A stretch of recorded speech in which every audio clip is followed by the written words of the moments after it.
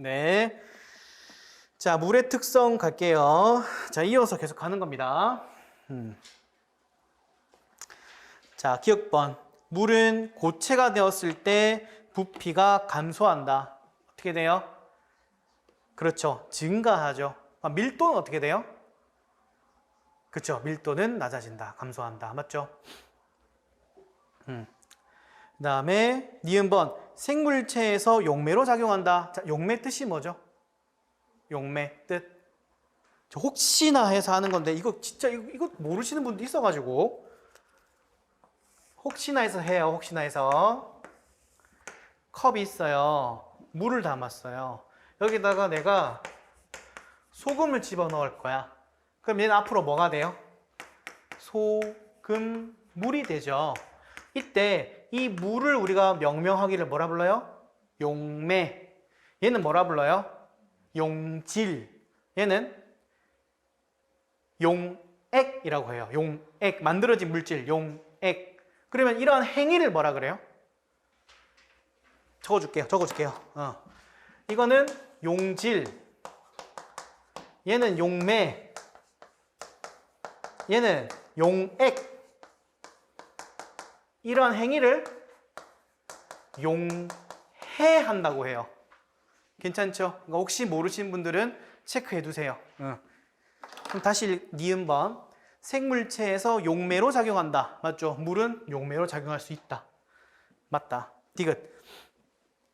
식물에서 물의라고 바꿀게요. 물의 응집력으로 뿔이 아래쪽으로 보낸다. 맞아요? 물을 어떻게 해요? 응집력, 흡착력으로 위로 올리는 거죠. 모세관 현상. 틀렸다. 위쪽으로 보낸다. 리을번. 비열과 기화열이 크다. 맞나요? 자, 질문. 비열의 정의는 뭐예요? 비열의 정의. 그렇죠. 어떤 물체 1g을 1도씨 올리는데 필요한 열량을 칼로리라고 부르죠. 그러면 우리가 흔히 쓰는 킬로칼로리는 개념이 뭐예요? 다시. 방금 제가 설명드렸던 1g의 물체를 1도씨 올리는데 필요한 열량을 우리가 칼로리라고 불러요. 그러면 우리 흔히 쓰는 건 이거 쓰잖아. 킬로칼로리. 이건 언제일 때 써요? 그렇죠. 1kg일 때예요. 네, 차이가 없어요. KK 갖다 붙인 거예요, 그냥. 괜찮죠? 그러니까 익숙해지시라고 말씀드리는 거예요. 그러면 비열이 크다는 얘기는 이걸 1도씨 올리는데 열량이 뭐하다? 많이 들어간다라는 뜻이죠. 괜찮죠? 그러면 많이 들어간다는 거니까 물의 온도가 쉽게 오른다, 안 오른다? 잘 안 오른다. 그죠? 그럼 기화열이 크다는 얘기는 뜻이 뭐예요? 기화열. 기화될 때 필요한 열량이라는 뜻이겠죠. 그럼 뭐에서 뭐가 될 때? 액체에서 기체가 될 때. 액체에서 기체가 될 때, 그때 기화열이라는 게 필요하다 이 말이에요. 여러분 다 경험해봐서 알잖아. 추운 겨울날 샤워 딱 하고 나면 추워 하잖아요. 그 왜 그런 거예요? 몸에 물이 이렇게 묻어 있고 이 물이 날아가면서 이때 내 몸에 있던 열을 빼앗아가는 거예요. 그때 엄청 많이 뺏어가. 그래서 차가워지고 우리 몸 엄청 시원해지고 차가워지는 거예요. 이해되셨죠? 그러면 기화열이 높다는 얘기는 열을 많이 뺏어간다. 열을 많이 뺏어간다 이 말이죠. 그러면 비열이 높아서 내 몸이 쉽게 안 뜨거워지면서 동시에 설사 내 몸의 온도가 올라간다 하더라도 땀이 나면서 쉽게 내 몸에 있는 열을 가져가 버린다 이 말이에요. 그래서 우리가 이걸 통합해서 뭐라 불러요? 비열과 기하열이 커서 체온 유지에 좋다 이렇게 배우는 거예요. 이거 연결이 좀 돼요? 이렇게.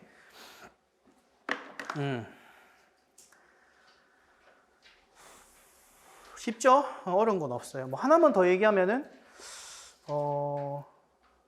물은 4도씨일 때 밀도가 어떻게 돼요?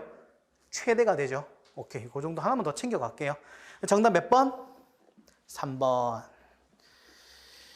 다음. 탄수화물. 제가 이렇게 문제를 한 개씩 준비를 또는 뭐 두 개씩 뭐 중요한 거 두 개씩 있는 경우도 있는데 제가 탄수화 문제 하나 딱 냈다고 자 이제 기억 니은 티끌 리을 딱 풀어서 끝 이게 아니에요. 그럼 뭐 해야 돼요? 그쵸, 복습해야 돼요. 자 봐요.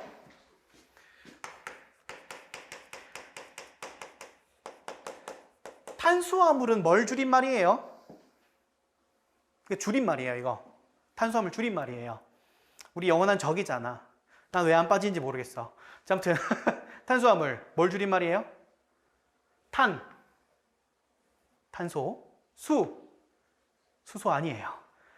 다들 수소라고 알고 있던데 수소 아니에요. 탄소는 맞아요. 수는 물수자예요. 물수. 그럼 물은 어떻게 써요? H2O라고 쓰죠. 그 다음에 여러분 이렇게 가로치고 난 다음에 이렇게 N 하면 이게 무슨 뜻인 줄 알아요? 그렇죠? N의 숫자가 들어가면 이 물질이 변한다 이 말이에요. 만약에 N에다가 내가 예를 들어서 6을 넣어 볼게요. 6. 그러면 어떻게 돼요? 그렇죠. 좀 찍어 주세요. N은 6이라고 하면은 C6, H 12개, O6예요. 어떻게 읽어요? 한국어로. 그렇죠. 포도당.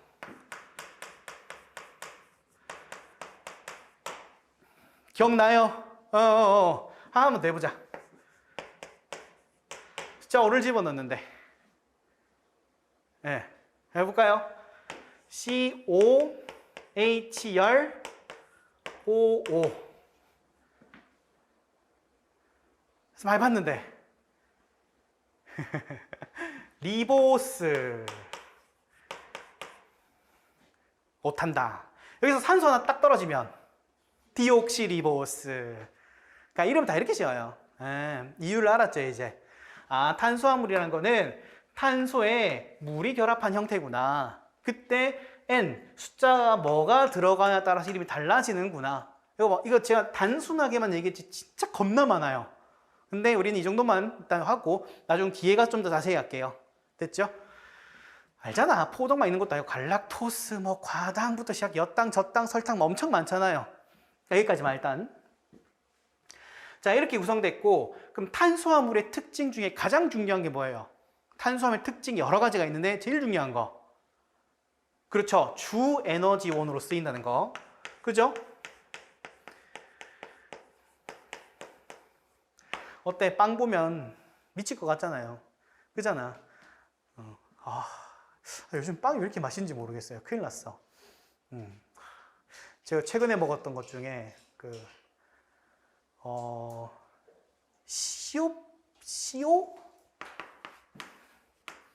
시오빵?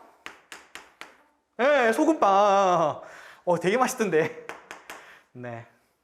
주 에너지원이니까. 근데 제가 너무 맛있어가지고 이거를 10개를 먹었어요. 한 끼에. 10개를 먹었어. 그럼 이 10개를 제가 다 에너지로 써요? 아니잖아. 그럼 어떻게 해요, 우리 몸은? 그렇죠. 예. 남는 건 지방으로 바꿔요. 괜찮죠? 그럼 우리가 살찌는 원인은 뭐예요? 예, 탄수화물이에요. 결국은 탄수화물을 먹으면 살이 찐다는 거죠. 그럼 반대로 생각해보자. 탄수화물을 안 먹으면 살이 빠지겠네요? 예, 빠져요, 실제로. 실제로 빠져요. 제가 실험해봤어요. 내 몸으로. 한 달 반 동안 탄수화물 딱 끊어봤거든요. 진짜 거짓말 안 치고 10kg 빠졌어요. 와, 근데 여러분 하지 마세요. 진짜 몸에 안 좋아요. 건강 다 해쳐요. 하지 마세요. 하다가 저 진짜 실려갈 뻔했어. 너무 힘들어가지고. 절대 하지 마세요. 몸 건강 다 해쳐요. 아무튼 간에 제가 얘기하고 싶은 건 이거예요. 지방으로 된다는 점 됐고. 자, 그러면 종류는 일반적으로 당이 하나 있다 그래서 단당류, 이당류, 다당류 이렇게 있죠. 자, 기억나시죠? 그래서 책에 보시면은 문제로 갈게요. 엿당은 갈락토스랑 포도당이래요. 맞아요? 그지? 뭐예요? 엿당은 포도당과 포도당의 합인 거죠. 그럼 여러분 이거 다 알고 외우셨죠? 오케이, 안 할게요. 그 다음에 글리코젠이 녹말보다 아밀로펙틴이 많이 존재한다. 자, 아밀로펙틴, 아밀로스 기억나시죠? 아밀로스가 뭐예요? 아밀로스. 이것도 기억나시죠? 글리코젠하고 녹말하고 차이점. 녹말은 일렬로 된 형태의 물질이 많은데 글리코젠은 되게 가지를 많이 치고 있어. 그 이유는 안 배웠어요? 잘 봐요. 우린 알고 있어. 녹말은 식물이 많이 가지고 있는 형태고 글리코젠은 주로 동물이 많이 가지고, 물론 그렇다 해서 동물이 녹말이 없는 건 아니에요. 주로 그렇다는 거예요. 글리코젠은 주로 동물이 많이 가지고 있어. 그런데 특이하게 녹말은 가지가 별로 없어. 누구에 비해서? 글리코젠에 비해서 적어. 얘는 많아. 그럼 왜 그럴까 알아봤더니 희한하게도 얘를, 글리코젠은 이제 이렇게 포도당 여러 개 뭉쳐져 있잖아요. 이게 가지를 이렇게 많이 치고 있어. 이렇게 많이 치고 있어. 근데 녹말은 이렇게밖에 없어. 근데 알고 봤더니 얘를 끊어낼 때는 반드시 끝에 것만 뗄 수 있대요. 그게 특징이래요. 끝에 것만 뗄 수 있대. 그러면 에너지가 쓰고 싶어. 그러면 끝에 거 딱 끊는 거야, 이렇게. 근데 그러면 식물은 한 개씩만 쓸 수밖에 없어, 이렇게. 그런데 생명체, 그 동물은 한 번 딱 끊을 때 끝에 거만 끊는 거야. 탁, 탁, 탁, 탁, 탁. 그럼 에너지를 훨씬 더 뭐 할 수 있어요? 훨씬 더 많이 만들 수 있겠지. 왜? 포도를 한 번에 많이 끊어내니까. 이해됐죠? 그러니까 동물은 행동을 많이 해야 되다 보니까 에너지가 한 번에 많이 필요해. 그래서 글리코젠 형태로 저장해야 한 번에 다다다다 끊을 수 있는 거예요. 제 말 이해가 됐죠? 오케이. 그렇게 이해하시면 돼요. 아, 가지가 많구나. 즉, 아밀로펙틴이 많이 있구나. 됐죠? 그래서 니은번, 글리코젠이 녹말보다 아밀로펙틴이 많이 존재한다. 디귿번, 키틴은 질소를 포함하고 있다. 맞죠? 이거는 외우셔야 되겠죠. 그냥 그런 거니까. 자, 리을번, 셀룰로스는 알파1사 결합으로 구성되어 있다. 뭐로 되어 있다고 해야 돼요? 그렇죠. 베타1사 결합이죠. 자, 여러분, 셀룰로스가 탄수화물이야. 그죠? 우리 아까 전에 그 얘기했어. 탄수화물은 빵이랬잖아요. 빵. 그죠? 우리가 흔히 말하는 맛있겠다 라고 생각하는 어떤 물질을 우리가 에너지원으로 쓴다 이 말인 거죠. 근데 소는 누가 키운? 소는 그 풀떼기를 먹어. 풀떼기 먹으면 되게 많이 좋다고. 그죠? 우린 풀떼기 아무리 많이 먹어봐 일만 줘요? 아니죠. 우리 살 빠지잖아 오히려. 우리 다이어트 할 때 맨날 샐러드 먹으라 하잖아. 근데 왜 소는 그 풀을 많이 먹는 일이 돼요? 이거 배웠을 텐데. 그죠? 셀룰로스를 분해할 수 있잖아요. 셀룰로스가 탄수화물이에요, 이게. 탄수화물이니까 당이야, 당. 달달한 거예요. 근데 왜 우리는 안 달달하다고 느낄까요, 우리는? 왜 우리는 맛이 없다고 느낄까요? 풀떼기 먹으면? 그죠? 분해를 할 수가 없어요. 분해 요소가 없어요. 동물과 같은 생명체 대부분들은 얘를 분해할 수 있는 능력이 없어요. 초식 동물만 있어. 누구랑 함께 공생관계를 해요, 우리가. 그렇죠. 위에 있는 장내 미생물이 이걸 분해할 수 있는 능력이 있어서 공생관계로 살아간다. 그래서 셀룰로스 분해해가지고 당으로 섭취해서 이래 되는 거예요. 제 말 이해됐죠? 오, 됐어요. 그래서 베타1사결합인데 얘가 판 형태로 이렇게 돼 있죠. 판 형태로. 알고 있죠? 이렇게 돼 있는 거. 그래가지고 착착착착 싸울 수 있어서 세포벽이 된다. 됐죠?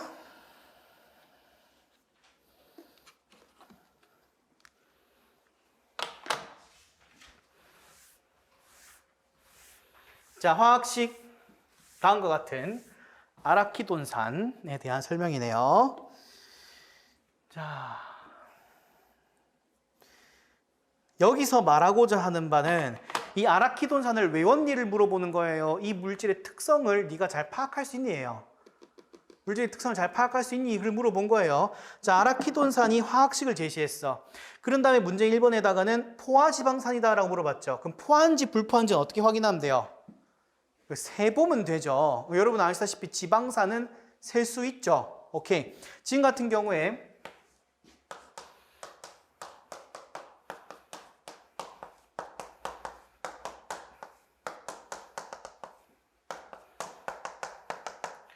이렇게 돼 있는 거 알죠? 이게 기본 골격이죠.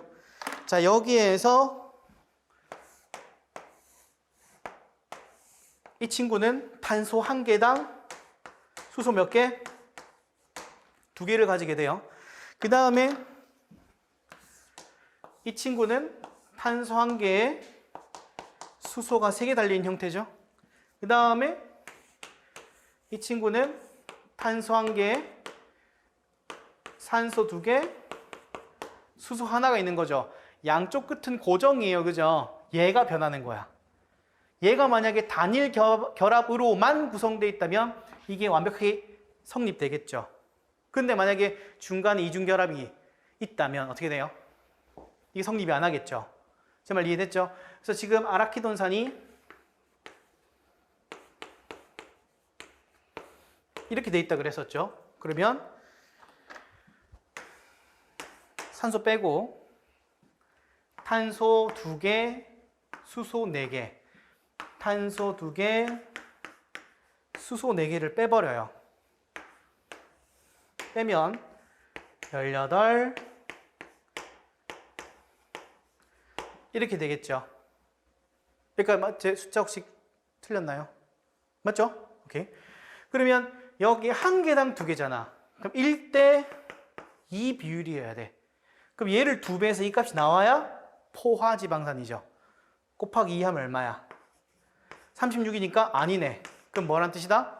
아, 불포화지방산이구나. 중간중간에 뭐가 껴있을 것이다? 이중결합이 껴있을, 뭐 어디 있는지 몰라. 근데 이중결합이 있겠지, 예요, 그냥.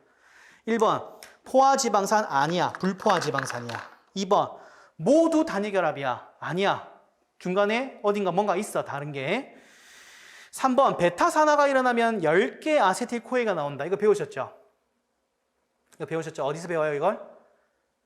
저기 세포 파트 때 배우죠. 그때 그 지방이 분해된 다음에 분해 때 지방산은 2개씩 끊어진다. 2개씩 끊어질 때 아세틸코에인은 탄소 2개를 포함하니까 맞는지 보면 그죠? 맞네. 이 친구가 탄소 2개 갖고 있고 18개. 2개씩이니까. 맞죠? 총 20개잖아요. 맞네. 이해돼요? 4번. 포유류에는 필수 지방산이 아니다. 포유류 필수 지방산 맞죠? 제가 이번 그 서울시 문제 보고 깜짝 놀랐어요. 여러분 봤어요? 혹시 기출문제? 안 봤어요? 혹시 안 보신 분 있으면 꼭 한번 봐요. 충격적인 걸 봤어. 혹시 기억나요? 충격적인 거? 네? 이거 조금, 이거 얘기해야 되나? 안 보신 분도 있죠? 안 봤죠? 봤어요? 봤어요. 아니, 왜냐면 말장난 쳐놨어요. 말장난. 그러니까, 일반적으로 기역, 니은, 디귿 문제 해놓고, 기역, 니은, 디귿 해놓고, 뭐 다음 중 옳은 것을 모두 고르시 막 하잖아요. 여기다 다음 중 옳지 않은 것을 모두 고르시. 이렇게 나왔어요. 공무원 시험이 산으로 가요, 지금. 자꾸. 그러니까 이렇게 한 거야. 포유류의 필수 지방산이 아니다. 이런 식으로 말을 약간 꼬우는 거예요. 헷갈리게. 시간 뺏으려 그런가 봐요. 네. 그죠. 그래서 여러분들 제 말은 좀 유념 있게 보셔라. 아시겠죠? 그 다음, 간의 콜레스테롤을 말초 조직으로 운반하는 것. 자, 누구예요? 이거는 외우셨죠? 간에서 말초 조직으로 가게끔 하는 거 누구예요? LDL이죠. 반대로 말초 조직에서 간으로 가는 게 하는 거는 HDL. 이거는 외우셔야 되겠죠. 이건 다른 이유가 없어요. 원래 원리가 있는데 여기까지는 굳이 모르셔도 되고.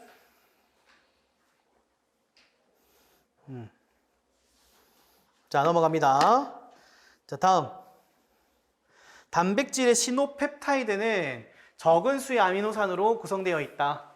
이때 시노펩타이드의 알라닌이 세린으로 치환되었을 때 예상되는 현상으로 옳지 않은 것은 골라라. 이것도 생각하는 문제죠. 자, 일단은 여기서 재미있는 점 몇 가지가 있어. 시노펩타이드 기능이 뭐예요? 시노펩타이드. 그렇죠? 이 친구가 거친 면 소포체 내강으로 들어갈 수 있게끔 해주는 어떤 특징이죠. 그리고 내부로 들어가면은 세포 외부로 나갈 수 있게끔 해주는 기능. 자, 두 번째, 알라닌과 세린이 특징이네. 자, 알라닌은 극성이에요, 비극성이에요? 여러분들 외우고 계시죠? 외우고 있다고 가정하고 가는 거예요. 자, 알라닌은 뭐예요? 비극성. 세린은 극성 아미노산이죠. 그러면 비극성 물질이 극성 물질로 바뀌었다 이 말이에요. 됐죠? 그럼 갑니다. 1번. 예상. SRP와 결합이 어려울 수 있다. 그럴 수 있겠죠. 원래 비극성이 결합하는 SRP였는데 결합 안 될 수도 있지. 극성이 되면. 좋아. 그럴 수 있어. 2번. 거친 면 소포체 내각으로 이동하기 어려울 수 있다. 그렇죠. SRP와 결합 안 하면 어려울 수 있겠지. 3번. 극성 물질과 결합이 어려울 수 있다. 아니죠. 오히려 극성이 됐잖아. 그럼 극성과 결합을 잘 하겠지. 정답은 3번. 4번. 오류 물질로 인지해서 단백질이 분해될 수 있다. 맞죠? 오류 물질 우리가 알다시피 단백질이 접히고 하는 과정에서 오류가 발생되면 뭐 한다고 배웠어요? 유비퀴틴 기억나시죠? 유비퀴틴화 시켜가지고 부셔버리잖아. 프로테아좀 기억나시죠? 연결하는 거예요. 자, 됐다. 그럼 여러분도 그 비극성, 극성, 산성, 염기성 다 외우고 계시죠? 알고 있다고 생각할게요. 그 다음 필수 아미노산 외우고 계세요? 그죠? 안더 갑니다. 믿음으로 가는 거예요. 내가 왜 자꾸 얘기하냐면 왜 설명 안 해주나 그래요. 그래서 그래요. 나 악플 달리는 거 무서워. 자, 넘어갈게요.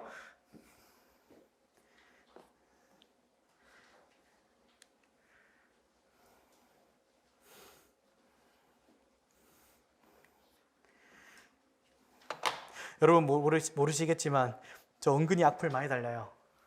네. 악플 볼 때마다 섬뜩해요. 아무튼 11번. 다음은 어떤 과학자가 물질 X의 작용을 알아낸 탐구 과정의 일부이다. 가. 대장균을 배양하던 배지에 우연히 X가 첨가되었고 이 배지에서 대장균이 사라지는 것을 관찰하였다. 자, 이거 여러분 알고 있는 실험이죠. 페니실린. 다음 나. 땡땡이라는 가설을 설정하였다. 다. 20개의 대장균 배양 접시를 준비해서 10개는 X를 넣고 나머지 접시는 X를 넣지 않았다. 라. X가 첨가된 접시에서는 대장균이 증식을 하지 않았고 X가 첨가되지 않은 배양 접시에는 대장균이 증식하였다. 자, 기억번. X는 대장균의 증식을 억제한다는 기억에 적절하다. 자, 가설 맞나요? 맞죠? X를 넣어가지고는 억제가 됐구나. 좋았어. 니은. A는 실험군, B는 대조군이다. 자, A는 실험군이에요. 맞죠? 내가 어떤 특정한 어떤 처리를 했잖아. 실험군. 아무것도 처리하지 않은 걸 대조군. 디귿번. 종속 변이는 대장균의 증식 여부이다. 증식 여부라는 거는 증식했니? 안 했니를 물어보는 거고 종속 변이를 우리가 다른 말로 뭐라고 불렀어요? 그렇죠. 결과라고 배웠죠. 결과. 자, 그럼 질문. 독립 변이는 말 나온 김에 합시다. 독립 변이는 뭐와 뭐의 합이에요? 뭐와 뭐 어떤 변인과 어떤 변인의 합이에요? 적어볼게요. 조작 변인과 통제 변인을 묶어서 독립 변인이라고 불러요. 그럼 독립 변인으로 말미암아 발생하는 결과를 뭐라고 부르자? 종속 변인이라고 부르자. 괜찮죠? 그래서 이걸 결과라고 하잖아. 결과. 그럼 원인 누구예요? 원인. 이 친구겠죠? 그럼 주된 원인은 누구예요? 얘예요, 얘예요? 그렇죠. 조작 변인이겠지. 그러니까 얘는 사실 대조를 위해서 냈던 거고 실질적인 원인을 제공하는 것은 이 친구겠지. 됐죠? 오케이. 기본적인 거. 오케이.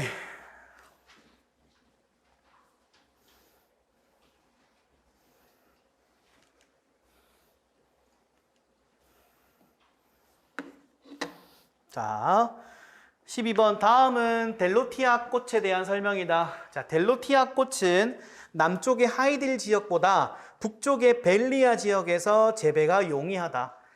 델로티아 꽃은 여름철인 8월보다 겨울철인 1월에 생장폭이 크다. 자, 이거는 어떤 걸 의미하는 거예요?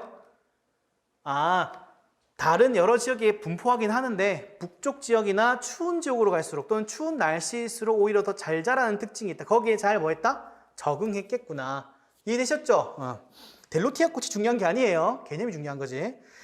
1번, 효모는 출합법으로 자신과 닮은 개체를 만든다. 유전과 생식 또는 생식과 유전. 사막에 서식하는 선인장이 잎은 가시로 변화하였다. 적응과 진화. 정답 2번이겠네요.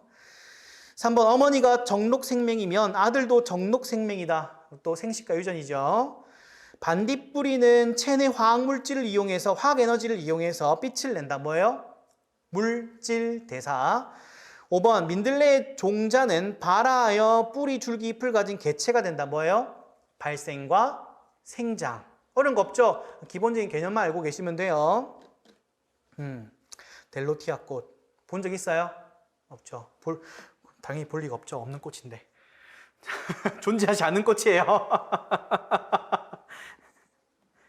제가 문제를 만들어요. 다 이거 제가 만든 거예요. 상상도 막 넣어가지고 뭐 만든 거예요.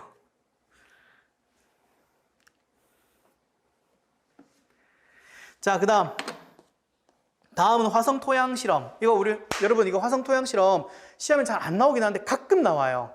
그래서 여러분이 꼭 공부하셔야 돼요. 이게 왜냐면 되게 비중이 없는 친구인데 가끔 나와서 그래요. 갑니다. 화성 토양은 그 실험을 왜 했죠, 우리가? 목적이 일단 뭐죠, 목적? 맨날 일론 머스크 씨가 화성 깔 거니까 하대요. 못 봤나? 화성 간다고 막 그러대요, 일론 머스크. 그래서 화성 왜 가려는 거예요? 그죠, 관심 없죠. 그죠? 나 얼른 공무원 돼야 되는데. 이거예요. 인류가 지구에 영원토록 있을 수는 없으니까 화성으로 이주하자. 근데 이주하려면 뭘 먼저 확인해야 돼요? 제일 중요한 거. 그죠? 물. 맞잖아요. 우리 생명체는 물이 없으면 안 되잖아. 물을 찾으러 가는 거예요. 실제로 이번에 퍼시비어런스 5 갔죠. 가가지고 지금 연구하고 있어요. 현재 지금 화성에 가 있어요. 탐사선이. 그래서 현재 연구 중에 있대요. 그래서 삼각주라고 하는 그 아주 물이 많이 흘렀던 지역에서 연구를 하고 있대요. 거기서 흙을 파가지고 이거 하고 있어요. 왜? 물이 흘렀던 자국이니까 생명체가 있을 수 있겠지. 제 말 이해됐죠? 1970년대 했어요, 이거를. 근데 지금도 하고 있는 거예요. 지금도 못 찾았어. 화성 토양을 가지고 와가지고는 처음에는 14C로 표지된 물질을 집어넣죠. 그때 두 가지 유형의 물질을 넣죠. 첫 번째는 뭐 넣어요? 그렇죠. 이산화탄소를 넣죠. 그 넣는 이유가 뭐예요? 적어봅시다. 여러분 이거 다 기억 안 나시나 보네.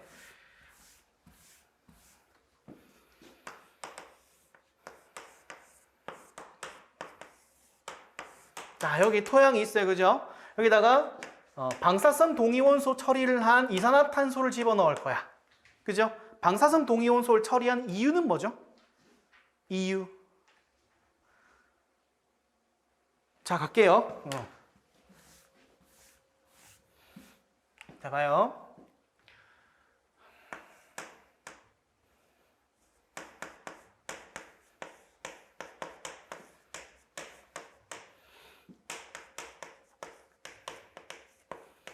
자, 이걸 뭐라고 불러요? 이 과정의 이름. 세포호흡. 이거는 뭐라고 불러요? 광합성이죠. 기억나시죠? 광합성이 왜 광합성인지 아시죠? 빛이라는 걸 이용해서 합성작용한다 배웠을 거예요. 그죠? 그때 여기에 탄소에다가 표지를 하면 결국 어디서 나타나요? 여기에 있는 유기물질에서 나타날 거야. 그러면 내가 이거를 집어넣은 다음에 이거를 내가 검출해낸다면 이 토양 속에 뭐가 존재한다? 그렇죠. 생명체가 존재한다라는 걸 반증하는 거니까 그걸 알아보려고 한 거죠. 그럼 14CO2에다 표지를 하고 그 다음 뭘 해줘요? 램프를 켜가지고는 빛을 넣어줘. 빛을 넣어준 이유는 광합성 하라고. 그 다음 여기다가 완전히 이제 기체 다 뽑아낸 다음에 틀어막고 가열을 하죠. 가열하는 이유는 뭐예요? 가열을 하는 이유는 뭐예요? 얘가 기체예요, 아니에요? 기체가 아니잖아. 기체가 아니니까 기체 형태로 이렇게 슝슝슝슝 날아가라고 하는 거예요. 그죠? 아마 박노원 교수님께서는 이걸 무슨 뭐 고구마를 찌는 형태로 말씀하셨을 텐데. 맞죠? 기억 안 나요? 하나도? 몰라요. 아무도 지금 반응이 없어요, 지금. 처음 들어요, 이거? 아, 진짜? 가끔 시험 나오는데? 그럼 이제 설명할게요, 이걸 아예 설명을 할게요. 아, 이걸 안 하셨구나.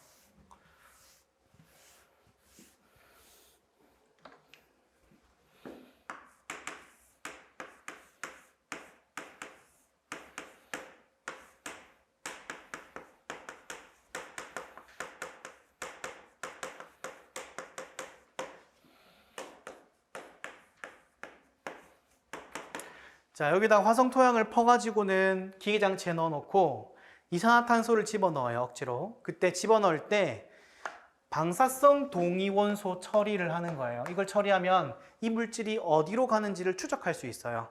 이렇게 됐죠? 그 다음에 여기다 특이한 장치를 하나 더 설치를 하는데, 이거는 우리가 방사능을 검출하는 방사능 계측기라고 불러요. 계측기 또는 뭐 어떤 책에는 뭐 탐지기 상관없어요. 자, 그러면 이렇게 집어넣은 다음에 이산화탄소를 충분히 집어넣고는 여기다가 램프를 쫙 비춰줘요. 램프. 빛을 쫙 주면은 광합성 하라는 뜻이겠죠. 그 다음에 여기다가 여기 내부에 있는 기체를 완전히 제거한 다음에 구멍을 틀어 막아요. 아무런 기체가 드나들 수 없도록 틀어 막은 다음에 여기에서 가열을 진행을 하면 만약에 여기서 광합성이 일어났다고 가정을 합시다. 광합성이 일어났으면은 포도당이라고 하는 물질이 여기는 토양 속에 이렇게 들어가 있겠죠. 그러면 이거를 가열을 하면은 기체 형태로 날아가요. 이렇게 날아가면서 여기에 있는 방사능 계측기에 도달할 거고, 만약에 실제로 그 물질이 존재한다면 지구로 신호를 보내줘요. 지구로 신호를 보내줘서 야, 물질이 있어 라고 알려줘요. 이 실험을 진행했더니 결과 어떻게 했다? 아무것도 오지 않았어요. 자, 그럼 결론. 이 실험의 결론 뭐라고 할 수 있어요? 광합성을 하는 생물이 존재하지 않더라라는 걸 알게 된 거예요.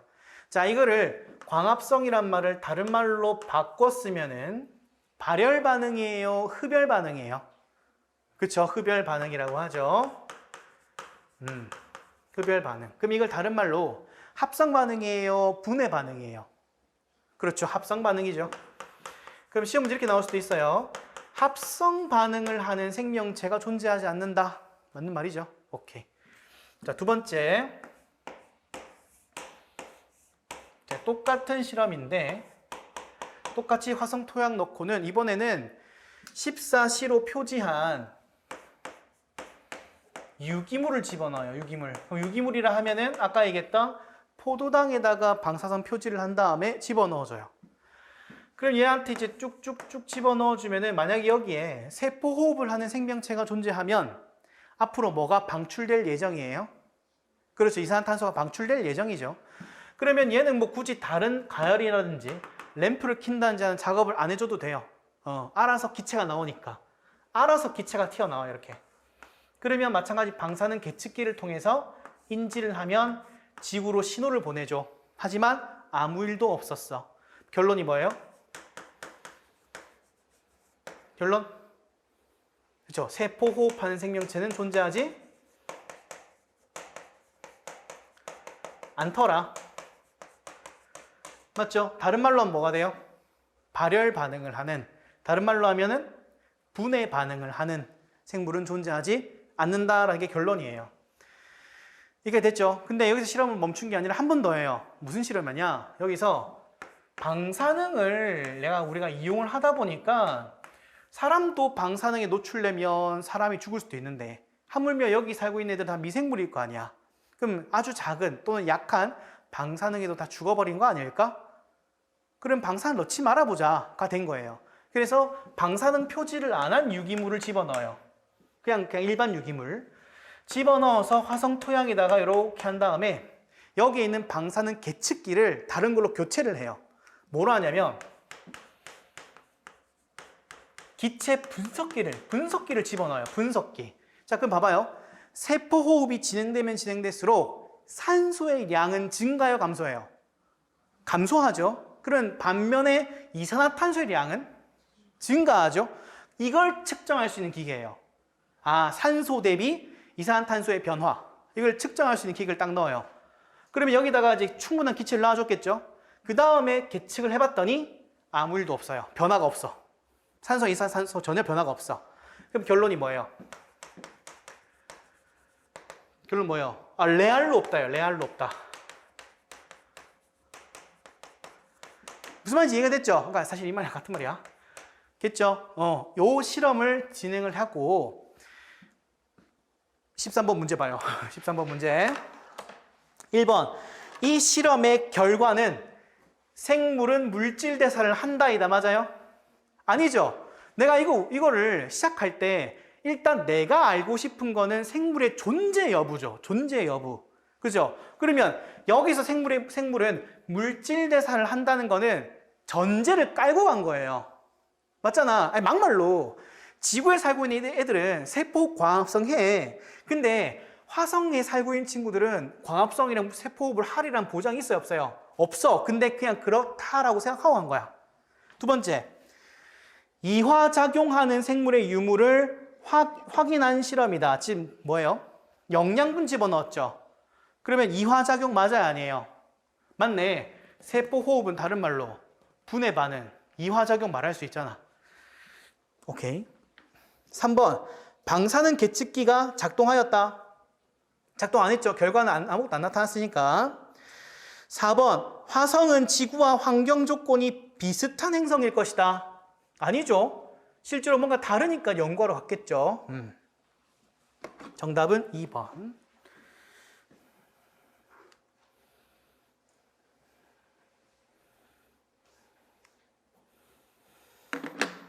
아, 이걸 안 배우셨구나. 이거 됐죠, 그러면. 오케이. 다음 14번.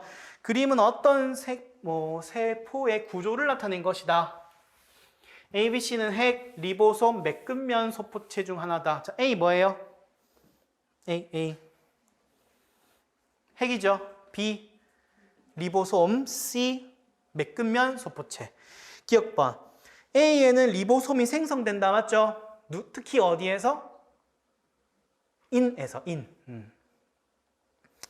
다음 니은번 B는 RNA를 포함하고 있다. 맞아요?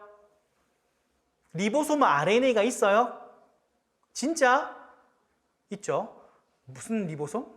rRNA.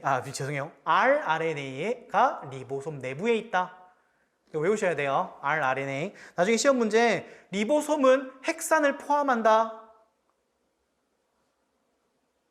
이것도 맞는 말이에요. 다시 리보솜은 핵산을 포함한다. 이것도 맞는 말이에요. 왜? RNA는 핵산이니까. 괜찮죠? 그럼 말 나온 김에 이거 얘기 좀 해보자. 여러분 정말 유명한 친구 리보솜 친구 누구예요? 리보솜 친구 리소좀. 리보솜 친구 리소좀. 이름이 비슷해서 그냥 친구를 해봤어요. 리보솜하고 리소좀 기능 차이가 있는 거 아시죠? 이거 되게 유명하잖아. 이 친구 워낙 말이 비슷하다 보니까 기능이나 구조가 되게 유사하다고 생각하시는 분들이 많아요. 근데 실질적으로는 되게 다르죠? 갑시다. 리보솜의 주된 기능이 뭐예요? 주된 기능? 그렇죠. 단백질 합성, 번역에 참여하는 친구죠. 리소좀의 주된 기능이 뭐예요? 리소좀의 주된 기능? 그렇죠. 물질 내부, 그러니까 세포 내부에 존재하고 있는 세포 소기관이나 아니면 이물질 이런 것들을 분해하는 기능이죠. 이걸 좀 어려운 말로 가수 분해 반응이라고 배웠어요. 적어볼게요. 단백질 합성이 주된 기능이고 리소좀은 가수 분해 효소를 통해서 가수 분해 반응을 하는 친구죠. 가수분의 뜻이 뭐예요? 그렇죠? 수는 물수, 가는 더할 가, 나눌 분, 풀어 해칠 해예요. 물을 첨가해서 분해시킨다 이 말이죠. 가수 우리가 알고 있는 우예 이거 아니에요. 아무튼 가수분해 반응을 통해서 이러한 작업을 하는 걸 조금 어려운 말로 세포 내 소화. 세포 내 소화. 세포 소화를 할게요. 이게 조금 오해가 있을 수 있겠다. 세포 소화예요. 세포 소화. 소화라는 뜻이 뭐예요? 우리가 소화계 때 배우잖아. 소화 뜻. 큰 물질을 작은 물질로 분해해. 그 이유는 내 몸속으로 넣기 위해서. 괜찮죠? 오케이. 그럼 세포 내 소화, 세포 소화 이렇게 부를게요. 이 작업을 하는 거예요. 그럼 리보솜을 구성하는 구조물 뭐 있어요? 구조물. 리보솜 아까 했잖아. rRNA 맞죠? 와 플러스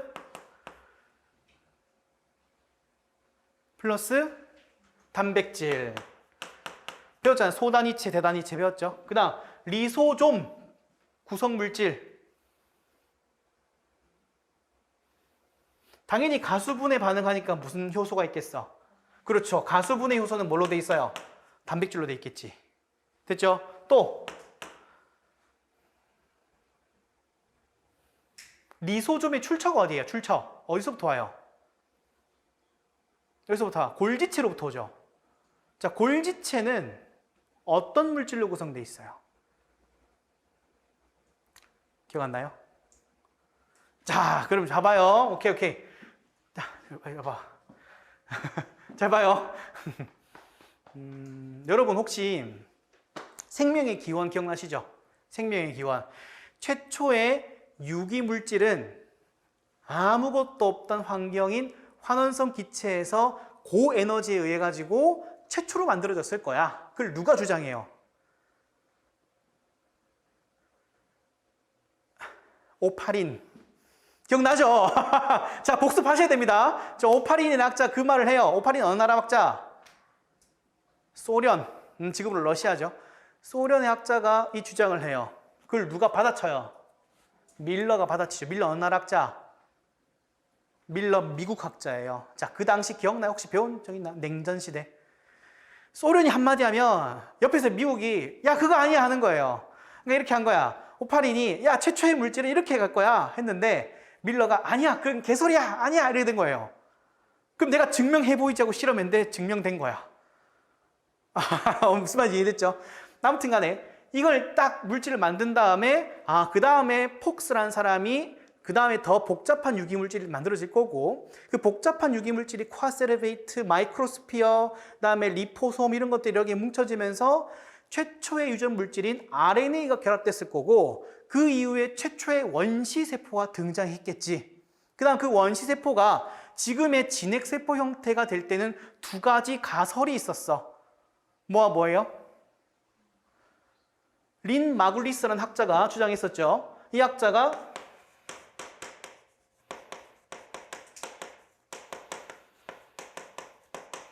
세포막 함입설과 세포 내 공생설 기억나시죠? 공생설 적을게 그냥. 자, 막 함입설은 뭐예요? 원래 원시세포가 이렇게 생겼을 건데 안에 그냥 뭐 아무것도 없어. 그냥 유전물질만 덩그러니 있는 형태인 거예요. 이렇게.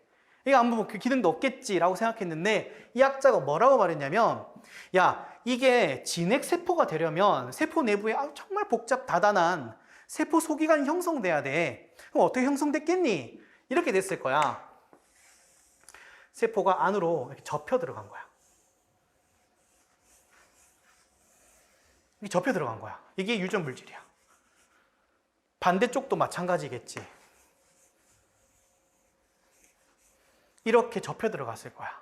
그러면서 세포막이 이렇게 형성되고 여기는 뭐가 형성돼요? 핵막. 핵막은 몇 중막? 이중막 맞네. 두 개 있네. 이중막 됐을 거고 여기 접혀 있는 거 뭐야 이거. 그렇죠. 소포체. 소포체에서 떨어져 나온 이 친구 뭐야 이거. 그렇죠. 골지체. 얘네들 기원이 다 뭐야? 최외곽막이네. 이 막이 안으로 접혀 들어가면서 소포체, 골지체, 액토, 리소좀 이런 것들 만드는 거예요. 정말 이해돼요? 그 다음에 뭐가 들어와? 미토콘드리아와 엽록체의 원시 형태가 들어오면서 이 친구가 함께 살면서 현재 진핵세포가 됐을 거야 라는 가설을 말했잖아요. 물론 증명 안 됐어요. 가설이에요. 아무튼 돌아와서 리소즘 출처가 어디라고요? 골지체. 골지체는 세포막이 있어요, 없어요? 있죠. 왜? 골지체의 출처가 어딘데? 소포체잖아. 그럼 소포체 출처는 어딘데? 세포막이었잖아. 이해됐죠? 세포막이 있어요. 그래서 가끔 시험에 나와요. 리보솜은 세포막을 가지고 있다. 아, 틀린 말인 거예요. 제 말 이해되죠? 반대로 리소좀은 세포막이 있다. 이런 맞는 말이에요. 괜찮죠? 오케이. 됐나요? 좀 구별이 좀 돼요? 그럼 말 나온 김에 세포 저 얘기까지 한 거예요. 그럼 세포 내부 구조까지 가자.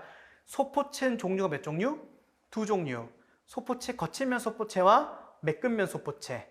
거친면 소포체는 리보솜이 있기 때문에 주된 기능이 무엇이다? 그래서 단백질을 합성하고 접고 당화 과정 한 다음에 새로운 물질 형태로 바꿔주고, 그죠? 매끈면 소포체는 그죠? 지질 합성 기억나시죠? 스테로이드 호르몬 만드는 거, 그다음에 탄수화물 대사 같은 거, 칼슘 저장 기억나시죠? 그러니까 아예 다른 일을 하잖아, 아예. 그죠? 이렇게 구별을 좀 하시면 돼요. 자, 그러면 돌아와서 문제 14번의 디귿번. C는 칼슘을 저장한다. 맞아요? 맞죠? 매끈면 소포체 기능 아까 뭐라 그랬는데? 지질 합성 기억나시죠? 스테로이드 호르몬을 만들고. 혹시 여러분 기억나요? 킬로미크론. 킬로미크론 어디서 등장했죠? 킬로미크론.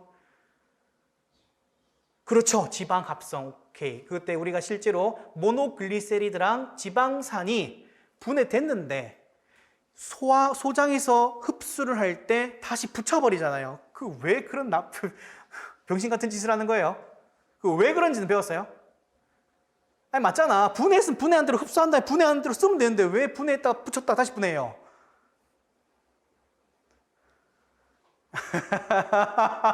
안 배웠어요? 그때 킬로미크론이 무엇으로 구성되는지 보면 이해가 되는데, 킬로미크론 만들 때 모노글리세리드랑 지방산을 끌어당기죠. 끌어당긴 다음에 붙일 때 그냥 붙이는 게 아니라 다른 물질을 막 덕지덕지 붙여요. 뭐 붙여요? 단백질로 붙이고 뭐 다른 여러 가지 물질을 막 붙여요. 그런 다음에 딱 들어와요. 그죠? 봐봐요. 사람의 몸은 대부분 뭐라고요? 물은 기름이랑 섞여요, 안 섞여요? 안 섞여. 안 섞이면 제대로 그걸 사용할 수 있어요, 없어요? 그 물질을 사용 못해. 어떻게 하냐면 지방이 들어오면 여기 주변에다가 단백질 같은 물질, 즉 친수성 물질로 싸버려요. 그러면 이게 녹아요, 물에. 그럼 혈액에 녹아요. 그럼 이동하기 편한 거야. 그렇게 해서 킬로미크론 만드는 거예요. 정말 이해됐죠? 갑자기 이게 왜 나왔지? 아, 그래. 매끈면 소포체가 지방 재합성. 그것도 알아둡시다. 여기서 하는 거예요. 그 다음에 해독작용. 어떤 장기 기관이 주로 해요? 그렇죠. 간, 약이나 독소 이런 거 해독할 때 매끈면 소포체가 해요. 그 다음 칼슘 이온 저장. 자, 칼슘 이온 나왔으니까 칼슘 이온과 이온에 대해서 굉장히 유명한 우리 몸의 작용이 하나 있어요. 여러 가지가 있는데 그중에 대표적인 한 개만. 근수축. 기억나시죠? 근수축할 때 트로포닌, 트로포마이오신 관련된 설명 기억나시죠? 오케이. 그때 근소포체 기억나요? 근소포체가 얘예요. 근소포체가 얘예요. 매끈면 소포체. 그 다음에 탄수화물 대사. 글리코젠을 뭐한다? 분해한다. 까지. 오케이.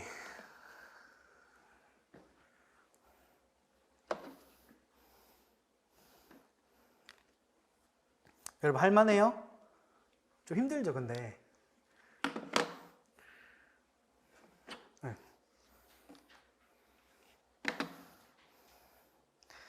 15번. 식물 세포벽에 대한 설명으로 옳지 않은 것은, 자, 세포벽 주 성분이 뭐였죠? 셀룰로스였죠. 1번. 세포벽의 주성분은 셀룰로스 맞다. 2번. 팩틴은 점성이 있는 다당류이다. 맞아요? 맞죠? 이건 외우셔야 되겠죠? 3번, 리그닌은 목질화에 관여한다. 외우셨죠, 이거?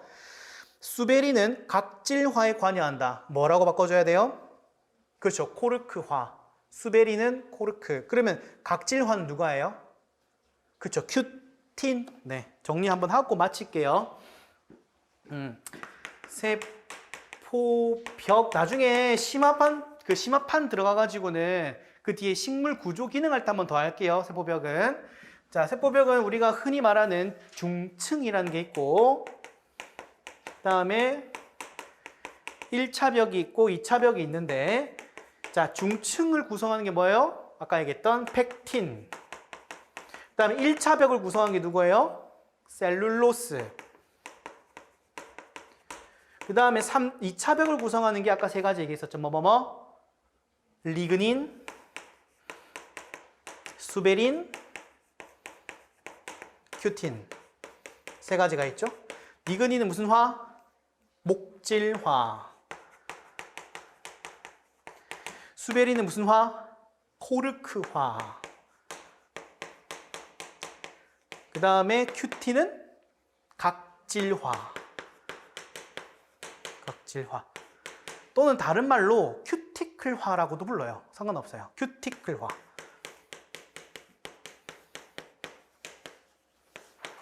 됐죠? 세포벽 간단하게만 정리했어요. 여기까지 하고 좀 쉬었다가 16번 갈게요.